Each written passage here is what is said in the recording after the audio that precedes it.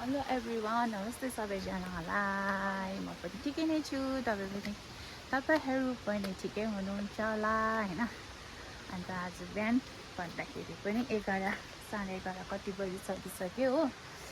अन्त म चाहिँ यहाँ फुलहरू सबै सफाहरू गरेर हो, अलिक पानी रहेको जस्तो भएको थियो। दिन त त्यही हो हाम्रोतिर त हो, भर्खै पक्कै लागेको जस्तो भएछ हो, भर्खै लागेछ।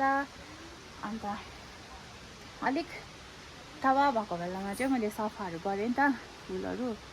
अनि त्यहाँबाट चाहिँ हेर्नुहोस् ल, दिन त त्यही पानी परिरहेको छ, एकछिन पानी परेर रोएको जस्तो भएको थियो। फेरि यस्तै छ दिन चाहिँ है साथी हो, हरेस लाग्दो फगी लाग्छ ड्याममै हो।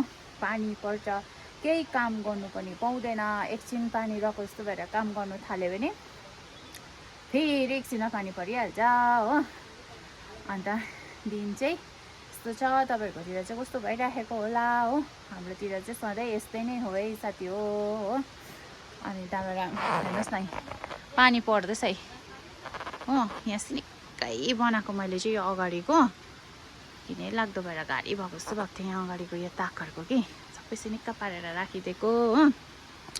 यो चाहिँ हिजो मैले यो जति पनि उयो के अरे लालबाटीहरू चाहिँ सारेको थिएँ नि त कि, सारेको चाहिँ जागेको थियो। अन्त पानीमा बेसी उयो भएर चाहिँ मैले सबै साइडहरू राखिदिएको हो। यहाँनिर पनि मिलाइदिएँ हो। त्यही त रेलिङतिर पनि राखिदिएको नि त। इन्फेक्सनहरू, यो इन्फेक्सन फुलहरू सबै यसरी सारेको थिएँ कि, सबै मैले चाहिँ यहाँनिर राखिदिएको छु रेलिङमा हो। अन्त चाहिँ यसरी राखिदिएको छु यो सदाबहार हो रोपेर चाहिँ। अन्त यस्तो छ दिनहरू चाहिँ हो। आजको दिन चाहिँ यसरी नै हो, काम गरेर अलिअलि फुलहरू उयोहरू गरेर पानी उयो हुँदाखेरि हो, यसरी नै गरेँ हो साथी हो। मेरो पिस लिली पनि फुल्दैछ है, एउटा फुल्दैछ यहाँनिर पनि आइरहेको छ, यतापट्टि पनि आइरहेको छ है साथी, फुल्दैछ हो।